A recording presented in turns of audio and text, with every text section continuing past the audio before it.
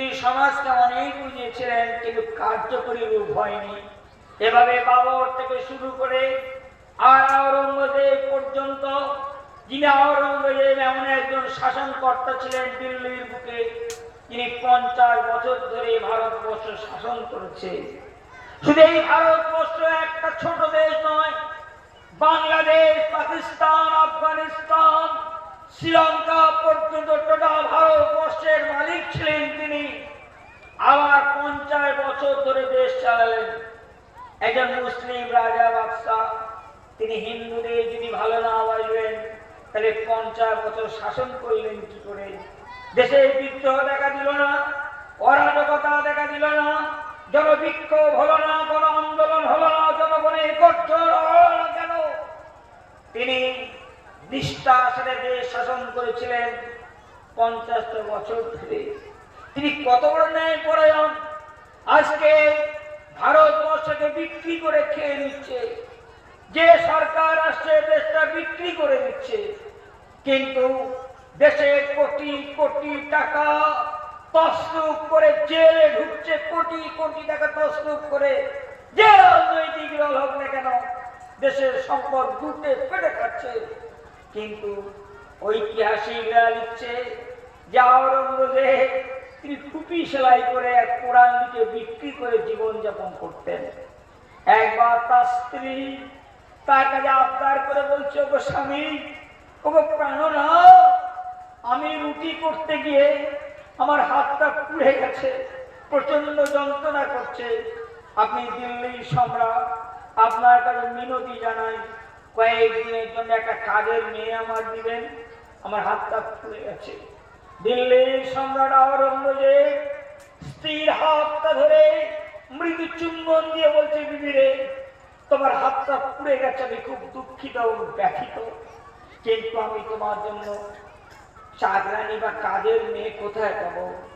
ও সম্রাজ্ঞী, দিল্লির সম্রাজ্ঞী, তুমি জানো তোমার স্বামী হতে পারে দিল্লির সম্রাট, তুমি একজন দিনহীন ভিখারি। জীবন জীবিকা করার জন্য আমি টুপি সেলাই করে আর কোরআন লিখে বিক্রি করে খাই।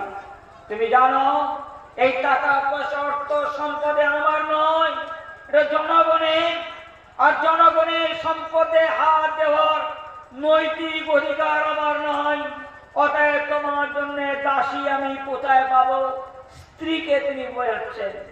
তারপর স্ত্রীকে সান্ত্বনা দিয়ে বলছেন, আমার প্রাণের স্ত্রী শোনো, প্রিয় নবী জনাবে মুহাম্মদ রাসূলুল্লাহ সাল্লাল্লাহু আলাইহি ওয়াসাল্লাম তার কন্যা ফাতেমা, যিনি সমস্ত মহিলাদের জান্নাতের রানী হবেন, সেই ফাতেমা তিনি নিজের পিঠে করে পানির মস্ক বয়ে বেড়াতেন, তার পিঠে চামড়ার দাগ পড়ে গিয়েছিল।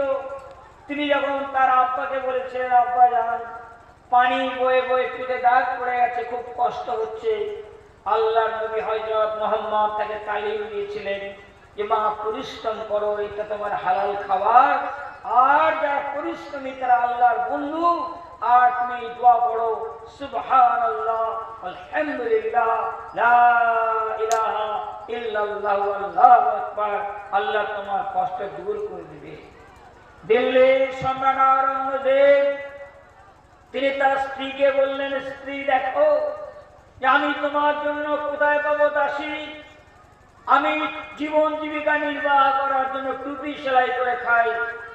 দিল্লির সম্রাট আওরঙ্গজেব মারা গেলেন।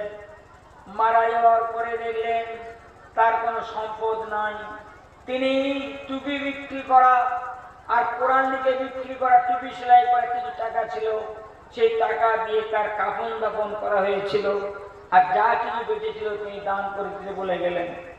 মনে রাখবেন, 50 বছরের শাসনকর্তা আওরঙ্গজেব, সে আওরঙ্গজেব তিনি নিষ্ঠাবান, চরিত্রবান, ন্যায়পরায়ণ, খোদাভীরু। কি অপরাধ করেছিল তিনি? অনেক অনেক ঐতিহাসিকরা তার চরিত্রের দিকে আক্রমণ করে আঙুল তুলেছে। কি তার অপরাধ? একটাই তার অপরাধ ছিল, তিনি টুপি মাথায় দিতেন, পাগড়ি ব্যবহার করতেন। আর কি অপরাধ ছিল? তার মুখ ভরা দাড়ি ছিল। আর কি অপরাধ ছিল? তিনি তাহাজ্জুদের নামাজ কোনোদিন কাজা করেননি। আর কি অপরাধ ছিল? প্রত্যেক সপ্তাহে সোমবার শুক্রবার তিনি রোজা রাখতেন। তার জীবনে আর কি অপরাধ ছিল? তার ভাই তারা সুজা মুরাদ খুনি চরিত্রহীন লম্পট তাদেরকে সাজা দিয়েছিলেন। আর কি অপরাধ ছিল? আর একটাই অপরাধ ছিল, আব্বাজান শাহজাহান দিল্লির সম্রাট, তিনি তার ভাইদেরকে তিনি প্রশ্রয় দিতেন আর তার বোন রৌশনার সঙ্গে ষড়যন্ত্রের শিকার হয়েছিলেন। তাই তিনি আব্বাজানকে নজরবন্দি করেছিলেন, গৃহবন্দী নয়, নজরবন্দি। যেমন একটা দক্ষিণ 24 পরগনা জেলা কিংবা একটা পশ্চিমবঙ্গ রাজ্য ঘোষণা করা হলো রাজ্যের বাইরে যেতে পারবে না, কি জেলার বাইরে যেতে পারবে না, ওদের সঙ্গে সম্পর্ক রাখতে পারবে না।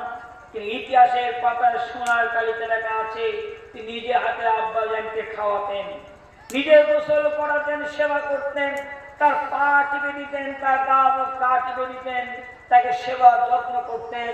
দিল্লির ন্যায় পরায়ণ বিশ্ববিজয়ী আলমগীর আওরঙ্গজেব রহমতুল্লাহ আলাইহি, ইংরেজদের অনেক পাঁচাটা ঐতিহাসিক আছে, ইংরেজদের স্কুলে পড়া, ইংরেজদের ট্যাবলেট খাওয়া, ইংরেজদের ওষুধ খাওয়া, ইংরেজদের ডিগ্রি ঐতিহাসিক হিন্দু মুসলমানের বিভাজন তৈরি করার জন্য কিছু সাম্প্রদায়িক বক্তব্য তুলে ধরেছে। কিন্তু যে সমস্ত ইতিহাস বিশুদ্ধভাবে লেখা হলো, হিস্ট্রি অফ দ্য আওরঙ্গজেব, লেখকের নাম স্যার যদুনাথ সরকার, ইংরেজি, তার জীবনী এবং ইতিহাস ইংরেজিতে আছে, হিস্ট্রি অফ আওরঙ্গজেব, লেখকের নাম স্যার যদুনাথ সরকার। কিংবা আরেকটা বই পড়ে দেখুন, তিনি কত বড় ন্যায় পরায়ণ খোদা বিরুজেন্ডা পেয়েছিলেন।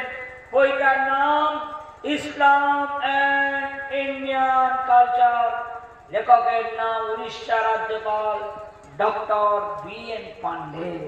মনে রাখবেন, তার বিরুদ্ধে একটা মিথ্যা অভিযোগ দায়ের করা হলো, তিনি বিশ্বনাথের মন্দির ভেঙেছিলেন। তিনি এটা জানে না তিনি কেন বিশ্বনাথের মন্দির ভেঙেছিলেন।